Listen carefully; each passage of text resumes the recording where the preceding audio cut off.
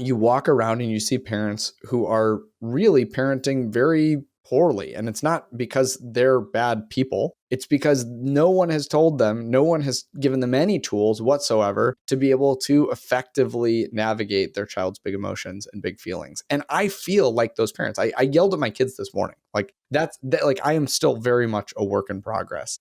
I couldn't get control of a situation, and I tried to do like the all of the stuff, and then I snapped. Because for me, it's still not fully ingrained. And so if I could just add to the lexicon, add to the conversation, and do so specifically for parents who are just normal, everyday people who are just trying to go to their job and have a positive relationship with their kid and raise healthy, grounded kids who just were able to emotionally regulate and go out into the world and have a wonderful experience of their childhood and beyond. If I could do that in any way, then I wanted to participate and contribute to that. And so that's why I wrote the book, because I think every parent deserves this information. I think it's kind of terrible how a lot of this information, even though nobody is gatekeeping it, it feels like it has been gate kept. And I think just by getting it out there, I've already seen thousands of parents come back to me and say, I've heard this stuff from other people, but I haven't heard it in this way. And I feel much more confident, or I read this other book and it was really great, but I felt kind of like a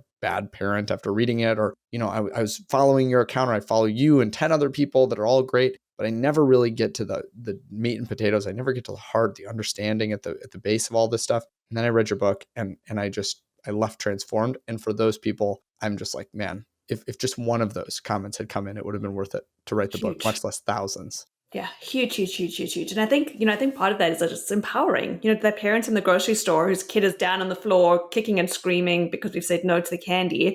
Right. I think there's often this feeling of, I don't know what to do. And I think that's often when punishments sneak in too, because it's like, I have to control the situation as quickly as I can, but I don't have the tools to do that. That's right. And I think that's the real truth, is that most of us, very few parents that I know, and it's not to say that it doesn't exist at all, but very few parents I know are doing what I call kind of 90s traditional bad, not ideal parenting. I shouldn't call it bad parenting, but just unthoughtful, punitive threats, that control-based parenting. They're doing that not when they're at their best. That stuff happens, like for me this morning, when I'm screaming at my kid because I can't get control of a situation, and I'm holding this 6-month-old who has just had an exploded diaper everywhere. Of course. And usually I want to, do the thing, and I want to go over and I want to kneel down and I want to get on their eye level, get curious and do all this stuff. But like, I'm in the living room and they're like in the playroom, and I'm trying to get control of the situation with my voice only. Well, all of a sudden, that part of me comes out and it goes, oh, the way to get the control of the situation is to become the authoritarian. And so that's what like I said, it's still a work in progress for me, but that's what I wanted to offer parents, is that, what, actually in this moment, and that's what my wife said to me later, in that moment, it's still more effective to do the stuff that you need to do, or that is the best way to do it. And those are the moments where we have to give ourselves a break and give ourselves some forgiveness, which, by the way, is exactly what we're advocating that we should be giving our kid. And we need to be able to do that with ourselves as well. Yeah, which is a huge one. It's a huge, huge one that I think parents don't do very well with. Jon, you talk a lot about really understanding a child's brain development when it comes to kind of parenting strategies. And we just heard you have 4, so it's beautiful. You're in the thick of it right now. What is it about parents needing that knowledge, and how does it actually inform some of those practices? Well, I think at the most basic level, you hear a lot about how the education system, whether you're in Canada or the United States where I live, needs to experience some reform. And a lot of times what people will say when they're calling for that reform is that we need more practical information. We need to teach the trades, or we need to teach how to do your taxes. Well, one of the things that I think we need to teach is just a fundamental understanding of neuroanatomy and emotional regulation. We don't. I mean, there are some people like Dr. Mark Brackett from Yale, who are trying to do a little bit of emotional intelligence training with his ruler training and things like that out in school environments. But most of us receive absolutely no substantive understanding of human emotions and how those are experienced or how those are manifest in our neuroanatomy. And so just understanding very basically that when our child is throwing that tantrum in the grocery store aisle, or when they're dysregulated at home over something that didn't go their way, or when we have to hold a boundary and we are dysregulated, that we aren't operating in with the same parts of our brain as when we're calm, when we're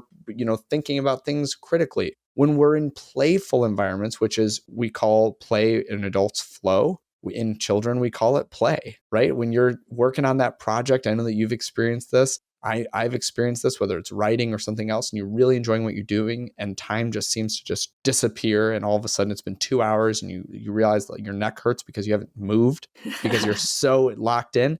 That's play. And those are the times when we do our best learning. Those are the times when we do our best processing and moral development and all of that other stuff. The times when we're dysregulated, when we're screaming and kicking and, throwing a tantrum, whether that's an adult screaming at their kid, throwing a tantrum, or their kid on the floor at the grocery store throwing a tantrum, those are the times when we're actually not learning anything. And so even if you don't take away any of the kind of anatomical language, the physiology of the brain, just simply understanding your brain does different things, and different things that your brain does better or worse at different tasks. And so when your kid is throwing a tantrum, or when your kid is just really sad or really upset, or when you are about to punish your kid, or even you just have threatened to punish your kid, those are all times when their brain and your brain are not in teaching or learning mode.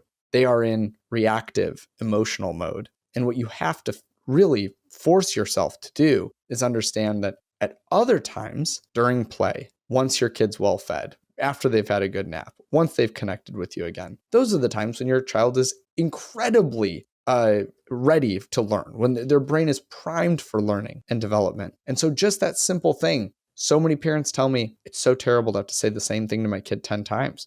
Well, you keep saying it the wrong time. That one simple switch means that you don't have to say it 10 times. You say it twice, 3 times, depending on the kid's age.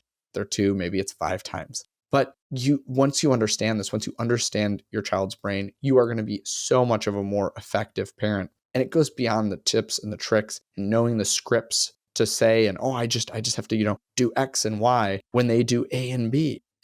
You have to become more improvisational. You have to really understand what's going on. And once you do, even if you don't remember all the words for it or all the anatomy that undergirds this stuff, if you just remember, hey, I'm going to pause for 10 seconds because nothing good's going to happen in this immediate aftermath of my kid screaming or me screaming. Just that one tip alone, that's going to save you. And it's not going to save you in one case where you can apply that principle or that thing that you learned in my social media video. It's actually going to teach you and train your brain to be a more effective parent in the long term. Oh, it's beautiful. I absolutely love that. It's this whole idea of let's wait till my brain is calmer. Let's wait till their brain is calmer. And then we can actually create change. It's not while they're down on the floor and I'm saying, I've told you a million times, give me your iPad, whatever it is. Right. Yeah. It's just that it's permission to step back a little bit to wait till we have those calm brains. Well, and just understanding that it's not a defect in your child if they can't calm down, right? Even that little fact. One of the things I say in the book, one of the things that people often come back and they say, oh, I really like this. Your kid's not giving you a hard time. They're just having a hard time. That simple fact alone, most of us were brought up in a paradigm where all of kids, less than ideal behavior, their misbehaviors, when they're causing problems, when they're attention seeking, all those things, those were identified as flaws. No, those aren't flaws. Those are just part of the journey. The same way that, the first time that you're learning something new, you're not going to be great at it. You're going to make mistakes and it's going to become more unconscious for you to do it the right way or the simple way over time. So too your kid with their emotions. They're not doing it the right way the first time. They can't. And so just understanding that one simple fact, if nothing else, gives us a lot more empathy and compassion for our kids. And when you lead with empathy and compassion, it's amazing how much easier everything is.